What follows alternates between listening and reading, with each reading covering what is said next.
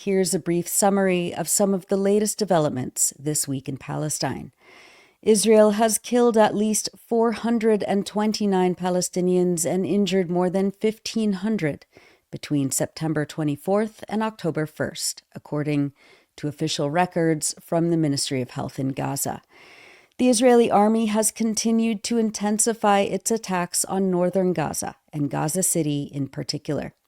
On September 27th, journalist Saleh al-Jafarawi documented Israeli helicopter gunships and drone artillery firing heavily in the north.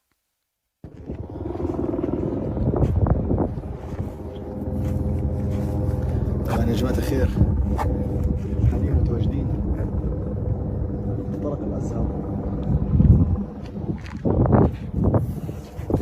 نصور تقرير عن وضع المنطقة الصعب جدا.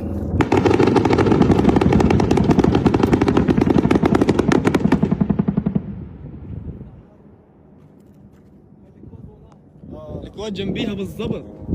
حاليا طيران الأباتشي قاعد بيطلق النار بكثافة. In Gaza City on September 29th, reporter Hassan Salem captured Israeli airstrikes on several buildings in one residential block close to Al-Shifa Hospital.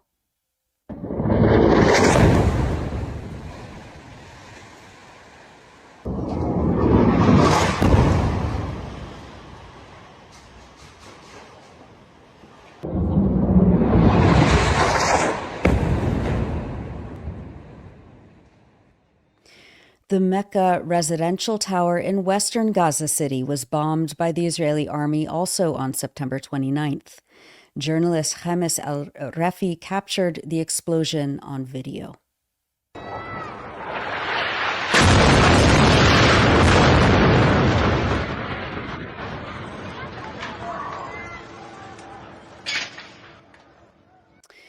James Elder, the spokesperson for the UN children's agency UNICEF, recorded himself at Al-Aqsa Martyrs Hospital in central Gaza on September 26th, as children poured into the emergency room with injuries from Israeli quadcopter fire. This is just absolutely out of control. I promised myself the first story about being back in Gaza would be just some of the incredible volunteers and the joy they're bringing to kids, even in hospitals. And I'm here, and the first room I'm in, there are four children who've all been hit by quadcopters. 4 children. Then we're in a makeshift ICU, a makeshift intensive care, because there are so many children, and all 4 of these children have been hit by quadcopters. 2 minutes later in the ICU, sitting with this little girl, Aya, who is 5 years old, and she died in front of us. Then there's a little girl, Sham, who just got raced in here. Sham has just been raced in here. And she's been pulled out under the rubble, but they can't find her mum, and her sister has died. And then there's this little guy, Barra. Barra's got shrapnel in his neck. I mean, I can feel Barra's feet, mate. Barra's cold. Barra's in a critical condition, as was a little boy just over here on the floor who'd been shot. He was lying in his own blood for 5 hours in the corridor. Finally, when doctors found space for him on a bed, as soon as he left the corridor, another wounded child went onto the floor. And this little boy who was bleeding, his mother was just screaming to him, saying, "Who around the world allows this to happen? Who around the world allows this to happen?" She asked and she asked. Also in central Gaza, the UN Human Rights Office documented the killing of nearly 90 Palestinians in at least 12 separate Israeli attacks in Nuseirat and Al-Zuwaydah areas over 5 days between September 24th and 28th. Those attacks include strikes on the tents of displaced families, residential units, and inside refugee camps. Reporter Bilal Abu Amr captured this clip of the aftermath of Israeli airstrikes on the Abu Dahrouj family in Nuseirat refugee camp on September 26th. In addition, the UN says the Israeli military has reportedly launched airstrikes from drones, as well as fired artillery and live gunfire, quote, against those gathering firewood, especially in northern central Gaza, causing dozens of casualties. Israel has completely blocked the entry of cooking gas since March 2nd, 2025, forcing people to rely on wood, mostly derived from flammable debris from destroyed buildings and broken furniture, as the only available source of fuel for cooking. As part of Israel's stated and open intention to expel all Palestinians from Gaza City and elsewhere in the north, the Israeli army has closed Al-Rashid Street, the main north-south artery along the coast for traffic going in and out of Gaza City. Our contributor Mohammed Assad recorded this clip on Wednesday as the Israelis announced the closure of Al-Rashid Street. Israeli War Minister Israel Katz boasted that Gaza is now formally divided into north and south, and the closure is intended, quote, to tighten the encirclement around Gaza City, requiring anyone who leaves southward to pass through Israeli army checkpoints. Katz added that this is, quote, the last opportunity for residents of Gaza City to move south, further threatening that, quote, those who remain in Gaza will be considered terrorists and terror supporters. The Gaza government media office stated that this arbitrary measure, quote, falls within the framework of the occupation's ongoing policy of oppression, blockade, and genocide against our Palestinian people in the Gaza Strip. Israel continues to bomb hospitals and the areas surrounding them. On September 30th, reporter Saad Hezbollah filmed the Israeli army firing gas bombs near Al-Shifa Hospital in Gaza City. At least 11 unidentified Palestinians were buried in a mass grave inside the hospital's grounds on the same day.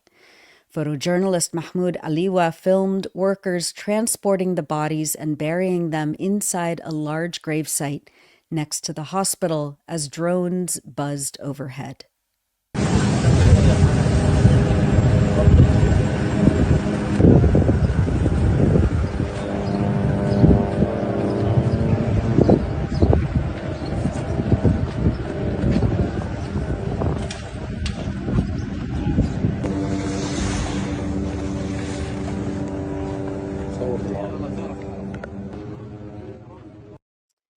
Israel bombed the grounds of the Al-Aqsa Martyrs Hospital on Wednesday for the 15th time, according to the Gaza government media office, which said that Israel targeted, quote, a group of displaced citizens within the walls of Al-Aqsa Martyrs Hospital in the central Gaza Strip. 2 people had come to the hospital for treatment and were subjected to bombing near the new internal medicine department. This criminal bombing, the media office added, resulted in serious injuries and extensive material damage and posed a direct threat to the lives of dozens of patients inside the hospital. It also endangered the lives of more than 70 journalists and media professionals, as the bombing occurred just meters away from them while they were covering the events and developments of genocide, aggression, and forced displacement. Israel bombed Al-Helu International Hospital in Gaza City on September 28th. Journalist Hassam Salem filmed this clip, exploring the hospital in the aftermath of the attacks. Ismail Al-Tawabta, the director of the Health Ministry's media office, told the Anadolu news agency that the Israeli army shelled the hospital with 2 missiles, making the entry to or exit from the hospital impossible.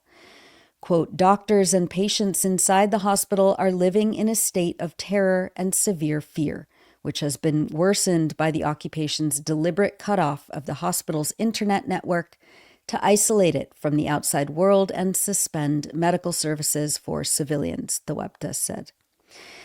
People recovering from complex orthopedic surgeries were captured on video evacuating the hospital in wheelchairs.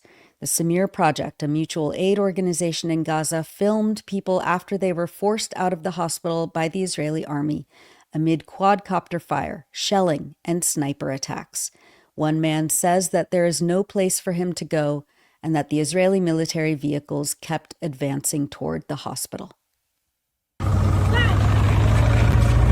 ايش صار معك يا عمو؟ مستشفى الحلو خبطوها كذيب دمار وكواد كل شيء. طلعت انا والناس كثير مصابين وطلعوا انا طلعت معهم. والله ما نعرف وين رايح والله صارت تقدم للآليات وأنت كنت في المستشفى؟ صعب الأمور صعب جدا. الآليات هيهم قاعد قدمنا كثير تقدموا وين رايح أنت هالبيت؟ والله ما عارفين وين مكان راعي كله حسبنا الله ونعم الوكيل. Israel continued to attack rescue crews this week. On September 30th, in 𝐓𝐡𝐞 neighborhood in Gaza City, Mahmoud Basal, the spokesperson for Gaza's civil defense, said that Israeli forces directly targeted their staff with a drone while they were on a humanitarian rescue mission at Al-Falah school, where displaced families had been sheltering. 7 civil defense personnel were injured, and rescue worker Mondar Rahed al-Dahshan was killed. Basal said that more than 30 members of the civil defense have been killed in the last 2 years. Quote, "The person you see in this shroud is a human being," Basal said, "who has the right to live, who has the right to get married, who has the right to live like any other human being in the world. But the occupation has deprived him of the most basic right in existence, which is the right to live. We will continue this humanitarian service because it is truly humanitarian to serve our people." On September 29th, a nurse at Nasser Medical Complex, Marwan Abdin, was shot in the head as he stood in the doorway of a room inside the hospital. Journalist Hussein Khares filmed this clip. Yes, he's one of our medical staff. He was shot inside the complex, as you can see. It's now. He's in very critical situation. I think he's going to pass away. Oh my God.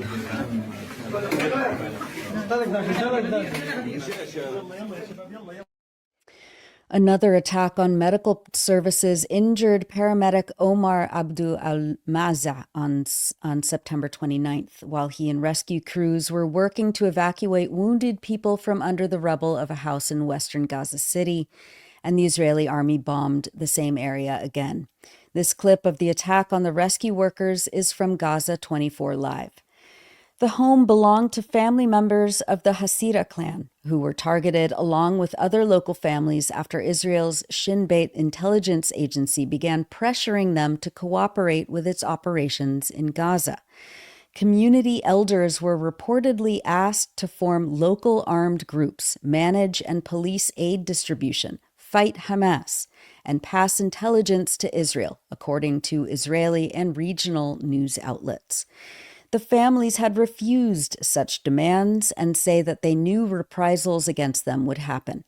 Euromed Human Rights Monitor says that it gathered testimonies by families who were, quote, forced to choose between remaining under siege and bombardment with no shelter, food, or medicine, and forced displacement into unknown conditions lacking basic life necessities, all under explicit threats of death if they refused Israeli orders. These testimonies, Euromed adds, show a deliberate policy to break civilian will by using fear and destruction as instruments of subjugation. This is a dangerous policy of extortion by Israeli forces against families in the Gaza Strip, the rights group says. Quote, "What began as individual extortion has escalated into a systematic, collective practice aimed at dismantling Palestinian social fabric by forcing people to betray their communities and subordinating survivors to survival conditions that destroy communal identity and resilience. The pressure has shifted from targeting individuals to organized collective extortion that places entire families before a horrific equation. Join militias created by Israel or face persecution, mass killing, starvation, and forced expulsion, a coordinated attempt to eliminate Palestinian society or reduce it to submission under occupation control." One massacre, Euromed states, carried out on September 27th against the Bakr family in the beach refugee camp that killed 9 family members, including children, quote, occurred one day after the family refused an Israeli demand to remain in place on the condition that its members form and serve in a local militia aligned with the army, similar to the Abu Shabab gang established east of Rafah. Euromed Monitor's field team reported that Israeli forces have begun forming similar groups in multiple other areas of Gaza, including South Khan Yunis, East Shujaiya, and Beit Lahia in the north.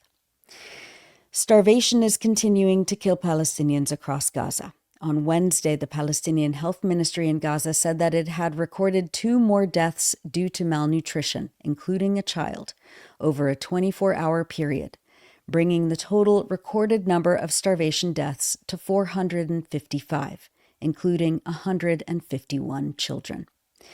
And local infrastructure agencies in Gaza say that Israeli attacks are further depriving Palestinians of clean water.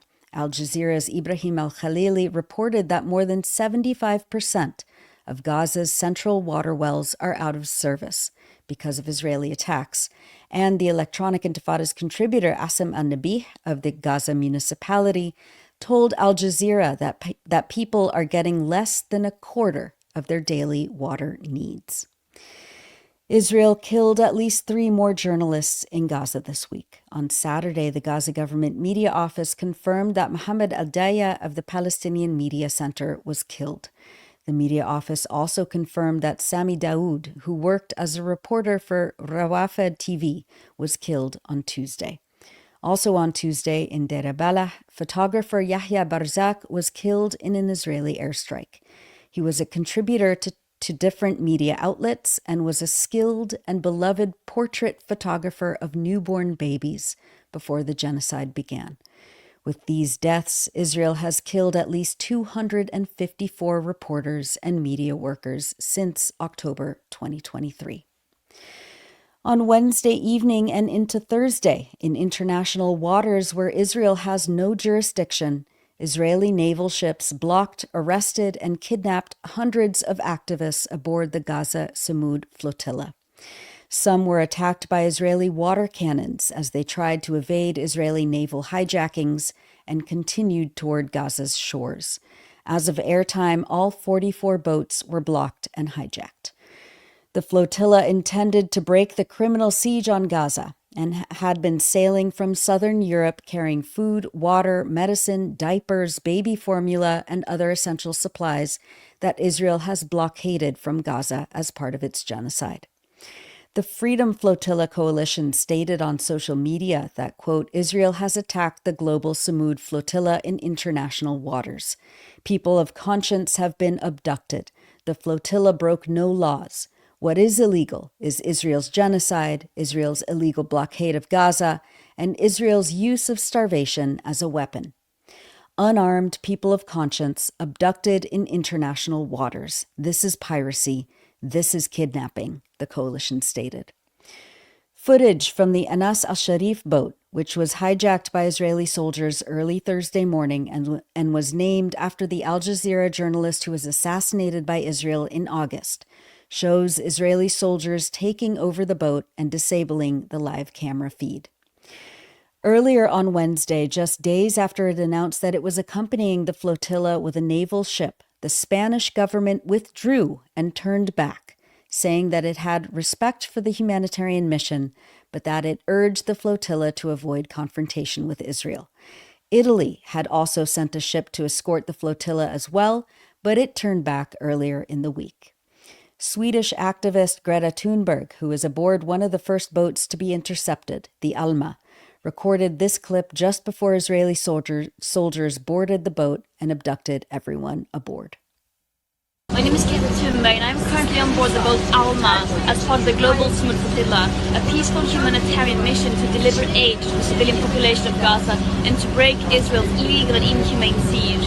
And it is likely to believe that we will be intercepted tonight by Israel, which would be a blatant violation of humanitarian and maritime law.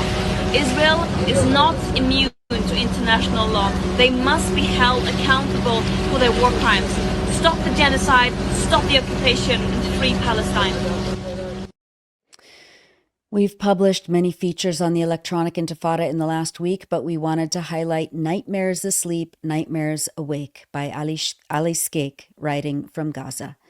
Ali writes about Israel's bombing of the Al-Jundi al-Majhoul Tower in Gaza City a few weeks ago, which was adjacent to where he lived. The bombing, he says, turned the night crimson, streaked with a dim white light. After the bombing, Ali says he went back to his apartment, which he and his family began renting in 2024 after returning to Gaza City from the south. Quote, "It was unrecognizable when we entered. Everything bore the marks of the nearby shelling. Shattered glass littered every corner. Wooden doors had been ripped from their frames, some splintered into pieces, while aluminum window frames had been reduced to fragments. The sofas were half torn. The fridge was split into four. The washing machine had been rendered useless. The sink was smashed, and the sewage system was completely destroyed. 2 of the 4 solar panels lay broken on the floor. Most of my university books, which I had left on the balcony, were torn apart. Even my mattress was ripped in half. Still, we returned to the apartment to clean and to repair what we could. When night fell, I laid my head on the pillow, trying to find sleep. But almost every night, once my eyelids began to close, nightmares strike like sudden flashbacks. I see myself running through blazing red flames, thick gray dust clouding my vision. I'm carrying too much, and things keep falling from my hands. Crowds surround me in a distant circle, silent, unreachable. The only sound is relentless bombing. I feel lost. I search for someone to help. I wake up sweating, my breathing rapid, my heart racing. I realize it is just a nightmare. This, a horror Israel has inflicted on me in my sleep. There is no relief in waking up, however. Israel has inflicted a real nightmare on me and everyone in Gaza City when it ordered us to evacuate to the south. Maybe the south is less dangerous than the north, but it is not a safe zone as they claim. What's more, there is not enough space for all the people of Gaza. Dangerous or less dangerous, we are all destined to die one day. My family and I decided not to go south. If death must come, it can find us in Gaza City, the place where we were raised and where we took our first breaths and our first steps, the place where we became who we are. Those are excerpts from Nightmares Asleep, Nightmares Awake by Ali 𝐓𝐡𝐞, an English student and a writer in Gaza, on electronicintifada.net. And now, as we always do, we wanted to highlight people expressing joy, determination, and resilience across Gaza and around the world. We go back to the Gaza Sumud Flotilla to Gaza, where activists on one of the boats sang a version of the anti-fascist Italian song Bella Ciao just before the boat was hijacked by Israeli soldiers in international waters. Viva Palestina, Bella ciao, bella ciao, bella ciao, ciao, ciao, viva, viva Palestina. We'll be free from the river to the sea. Viva, viva Palestina, bella ciao, bella ciao, bella ciao. And just a few miles away, on the shores of Palestine's Gaza Strip, musician Mohaned Abu Qamar and his friends sang for the honor and freedom of the people on the flotilla and in Palestine. يشهد التاريخ أن أحرار وأبطال هذه الأمة هم على أسطول الحرية. اشهد يا عالم أسطول الحرية، شرفاء الكرة الأرضية، انفضوا لغزة ما خافوا من الموت، لا يصدح صوت الحرية. اشهد يا عالم أسطول الحرية، شرفاء الكرة الأرضية، انفضوا لغزة ما خافوا من الموت، لا يصدح صوت الحرية. And finally, Italian union workers and activists who promised to shut down the country once again in a general strike if the flotilla was impeded began their mass protests and strikes on Wednesday evening. Giovani Palestinesi d'Italia, the Palestinian Youth of Italy movement, uploaded this video from Rome on Wednesday evening.